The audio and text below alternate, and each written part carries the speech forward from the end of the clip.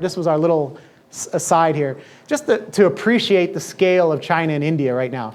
As you see, China now, by our measure, the second largest economy in the world. If you take some purchasing power parity measures, they're larger than the US in terms of economic output. Here we're just using real data. But India, look at India, only the ninth largest economy. There's a lot of room for growth. So India and China, they account for 35% of the world's population, 18% of the world's economic output, but only 8% of the world's landmass. And if you consider a lot of that is Tibet and Xinjiang, places where nobody lives, about 35% of the world's people live on 6% of the world's land. So this is a huge, huge problem going forward in terms of the environment. We see that already in terms of resources, in terms of water. If you've been to Chinese or Indian cities and you've been there on the wrong days, you know just how bad the air can be. You look at those old pictures from Pittsburgh in the late 19th century and look how bad the air looked then. This is even worse. So this is a huge issue going forward. What's important to note is before the Industrial Revolution, China and India accounted for half of the world's economic output. So I like to call these countries re-emerging markets. They were the world's leading economies for a long period, particularly China. By the end of the Second World War, they accounted for just 9% of global economic output. They had been left behind by the Industrial Revolution, devastated by wars and insurgencies, 9%. So China started to come back. Today we see they account for, as I mentioned, about 18%. About 2/3 of that is China. Now going forward, by the middle of this century, they're going to account for over 30% of the world's economy, the world's economic output again. So when you're talking about growth, it's China, it's India, still with huge opportunities over everyone else. I mentioned India has finally overtaken China in terms of growth. It was not able to do so. For 20 consecutive years, China outgrew India.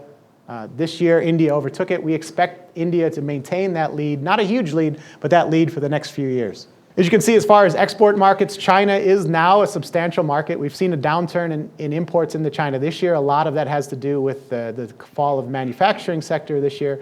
But look it's still 4 times larger than India in terms of an export market. So you have much more substantial scale in China than you do in India. Of course, a lot of this has to do with demographics. China is an aging country.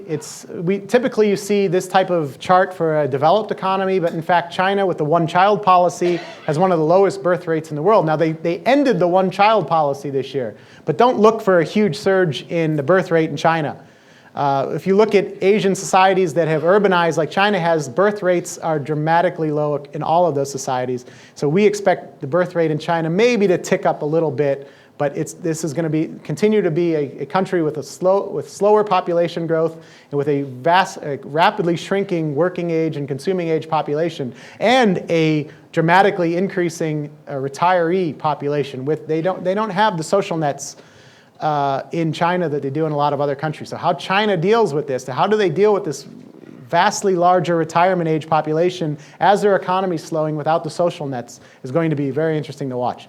In contrast, India's population is growing rapidly still. It's a young population. The birth rate remains pretty high. So the working age and consumer age population in China is growing dramatically.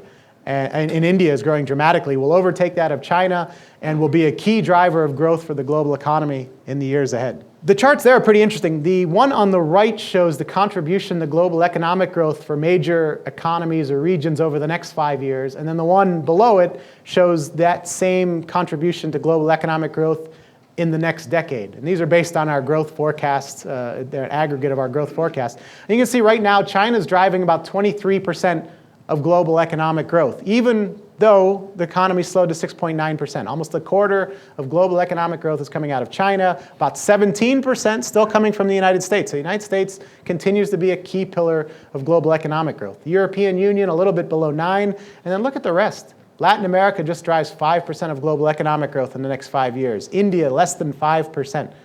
So where the growth is really coming from the US and China, accounting for 40% of global economic growth in the next 5 years. Now, if you look longer term, China's role becomes even more pronounced. It gets up to 25% in the next decade. The US, 14%. We start to see India, Latin America contributing a little more, but nevertheless dwarfed by the growth being generated in China, even with slower economic growth in China. We're looking at Chinese growth in the next decade of around 4 to 4.5%.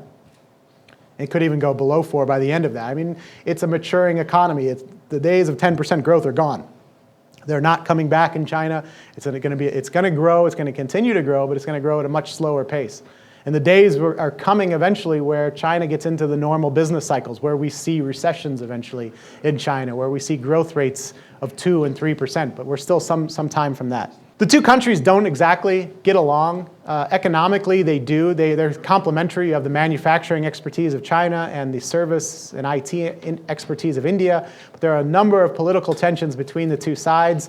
India has developed closer defense ties with countries like the United States and Japan, which has angered China. They have a number of border disputes. In fact, China claims a large area of India. It's called Arunachal Pradesh, which is to the south of Tibet. It's a huge area. Not many people live there. But on Chinese official maps, that is part of China. Now, it's controlled by India. There are Indian troops there. It's on the rest of the world's maps, it's part of India. So that just shows some of the potential for tensions between these two huge countries. So what should you take away from this little section about China and India? They have huge growth potential.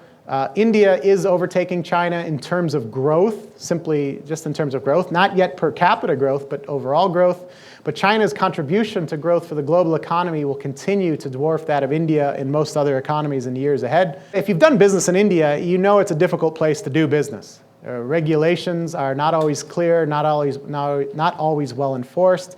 In China, if Beijing said do something, it was done. If New Delhi says do something, the states consider it. I mean, you have some states in India like Gujarat and Maharashtra, which are very business friendly and which are growing at 10% per year. And when I talk about a state, I'm talking about 80, 90 million people in India's case. These are huge states. But in other parts of the country, like West Bengal, where it has a communist type government, there's almost no growth and there's almost no investment. So you have the simplicity of China is not mirrored in India. India is a very complex place to do business. And we have a reform-minded prime minister there. Narendra Modi would love to enact the reforms that he enacted in his home state of Gujarat, but it's not that easy to do in India.